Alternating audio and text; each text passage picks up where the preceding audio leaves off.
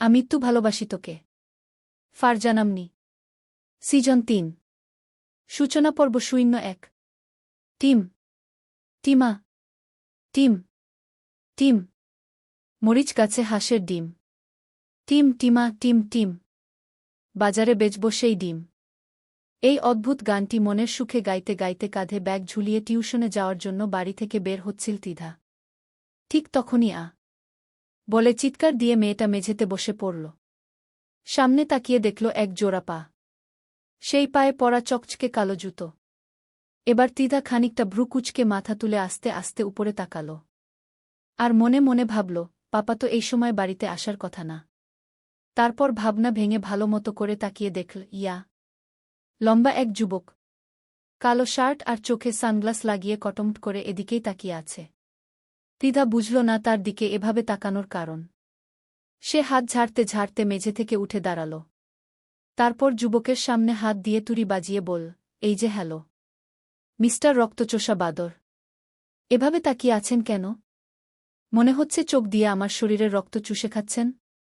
যুবকটি মনে হয় এইবার আরেকটু বেশি রেগে গেল।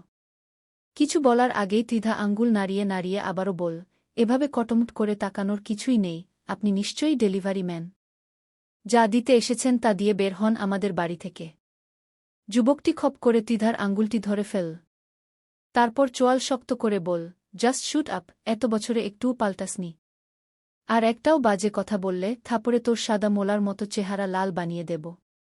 তিধা এমন কর্কশ কথা শুনে ভ্রু কুঁচকে তাকাল।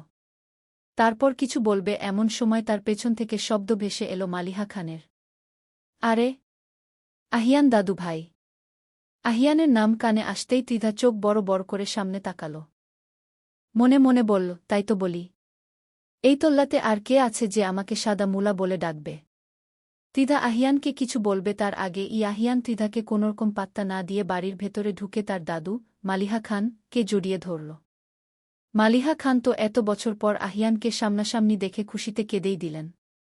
তারপর চোখ মুছতে মুছতে বললেন, কেমন আছিস দাদুভাই? আর তোর পাপামাম্মাকে কেন নিয়ে আসলি না? ঠিক তখনই দরজার সামনে থেকে একসাথে কয়েকটি কণ্ঠ বেশে আসল। সারপ্রাইজ! মালিহা খান সেদিকে তাকিয়ে দেখলেন, আবির, মেঘ, আহিয়া, আদির বউ রাই এবং তাদের ৩ বছরের ছোট্ট মেয়ে আদিব। মালিহা খান একসাথে ছেলের বউ, নাতি নাতনি সবাইকে দেখে খুশিতে চিৎকার করে বাকি সবাইকে ডাকা শুরু করল। খুশি তো হওয়ারই কথা। দীর্ঘ ১২ বছর আগে খান বাড়ির এই অর্ধেক সদস্য লন্ডনে পাড়ি জমিয়েছিল। তারপর আর সপরিবারে একসাথে হয়ে উঠা হয়নি। আদিকে মিমের বিয়ের ১ মাসের মাথায় লন্ডনে পাঠানো হয়। গত কয়েক বছর আগে অবশ্য আদি একবার দেশে ফিরেছিল। শুধু আদি একা নয়, আহিয়ান ও আহিয়া বাদে সবাই এসেছিল আদির বিয়ে উপলক্ষে।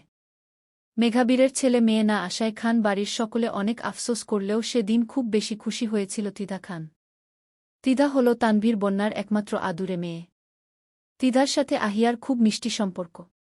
কিন্তু আহিয়ানের সাথে তিধার সব সময় ঝগড়া ও মারামারি বেশি হয়। তিধা একটু বেশি কথা বলে, যেটা আহিয়ান এর কখনোই পছন্দ ছিল না। তাছাড়া জন্মের পর থেকে যেই ১০ বছর খান বাড়িতে কাটিয়েছে সে তিধাকে সুযোগ পেলেই থাপ্পড় মারত। তাও তিধা আহিয়ানের সামনে গিয়েই বকবক করত। মালিহা খানের ডাক শুনে নিচতলা ও ২ তলার সবাই বেরিয়ে এল। বন্যা তো মেঘকে দেখে খুশিতে জাপটে ধরল। মালিহা খান, হালিমা খান ও আকলিমা খান আজকে প্রচুর খুশি। অনেক বছর পর আবারও খান বাড়ি পরিপূর্ণ হল।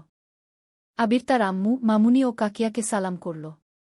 মালিহা খান তো ছেলেকে ধরে কান্নায় ভেঙে পড়েছে। আবির মাকে শান্ত করতে বলল, আম্মু, এভাবে কান্না করো না প্লিজ। এভাবে কান্না করলে কিন্তু আমি আবারও লন্ডনে ফেরত যাব।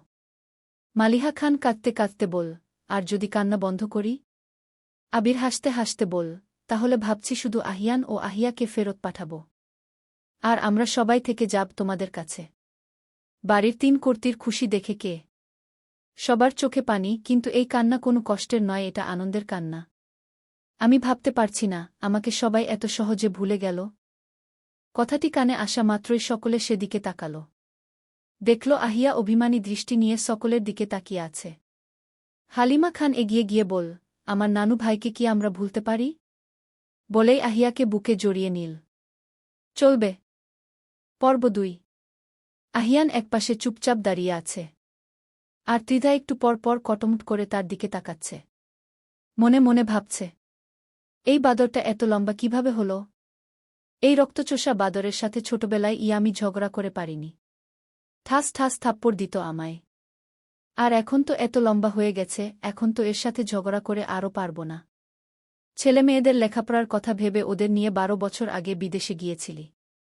তখন ওরা ছোট ছিল, একা থাকতে পারত না, তাই তোদের যেতে দিয়েছিলাম। কিন্তু এখন ওরা বড় হয়েছে, এবার ওরা দুজন একাই ফিরে যাবে। তুই, মেঘ, আদি ও রায়কে এবার আর যেতে দিচ্ছি না। মালিহা খানের কথা শুনে আবির মেঘ মৃদু হাসল। আবির বলেছি তো আম্মু, এবার আর আমরা যাচ্ছি না। একেবারেই চলে এসেছি খান বাড়িতে। বন্যা ফোন হাতে কাকে যেন কল দিচ্ছিল। মেঘ ফোনটা কেড়ে নিয়ে দেখ বেবি, ভুলেও এই কাজ করবি না। আমি চাই ভাইয়া বিকেলে বাড়ি এসেই আমাদেরকে দেখে অবাক হোক। তারপর মেঘ আবারও সকলের দিকে তাকিয়ে বড় আব্বু ও কাকামণিকে কেউ বলবে না আমরা যে এসেছি। মেঘের এখনও বাচ্চামি কথা শুনে সবাই এক দফা হাসল। মেঘ হঠাৎ লক্ষ্য করল, এখনও দরজার সামনে অবাক হয়ে দাঁড়িয়ে আছে ত্রিধা। মেঘ ইশারা দিয়ে ডাকতেই ত্রিধা গিয়ে মেঘকে জাপটে ধরল। মেঘ ত্রিধাকে আদর করে কপালে চুমু দিয়ে কুশলাদি বিনিময় করল। আহিয়ান বিরক্ত হয়ে অন্যদিকে তাকিয়ে রইল। ত্রিধা সেটা দেখে মুখ ভেঙচি দিল। বড় আম্মু, কোলে কোলে। 3 বছরের আদিবার ভাঙ্গা ভাঙ্গা কণ্ঠস্বর শুনে মেঘ সেদিকে তাকাল। দেখল আদিবা কোলে উঠতে চাইছে। এটা আজ প্রথম দিন নয়। বাহিরের দেশে যখন ছিল তখনও যদি দেখত অন্য কাউকে মেঘ আদর করছে, ঠিক তখনই আদিবা মেঘের কোলে চড়ে বসত। আদি মৃদু হেসে এসে আদিবাকে কোলে নিতে চাইল। কিন্তু আদিবা হাত সরিয়ে দিয়ে যাব না। পাপার কাছে আমি যাব না। ওর অভিমান দেখে উপস্থিত সকলেই হেসে দিল। রায় এসে মাম্মার কোলে এসো প্রিন্সেস। কিন্তু আদিবা ওর মায়ের হাতটাও সরিয়ে দিল। মেঘ হেসে আদিবাকে কোলে নিয়ে আদর করল। আদিবা খিলখিলিয়ে হেসে আমার বড় আম্মু। সবাই আবারও হেসে দিল।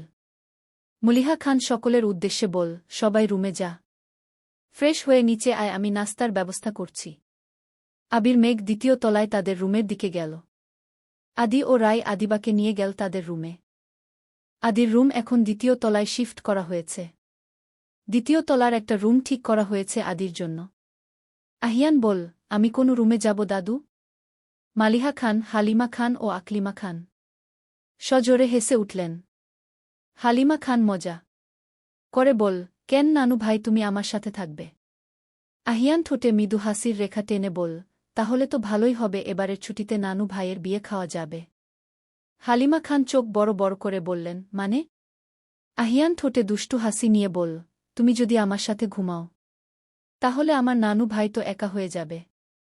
নানু ভাইয়ের জন্য তো একটা সঙ্গী দরকার, তাই না?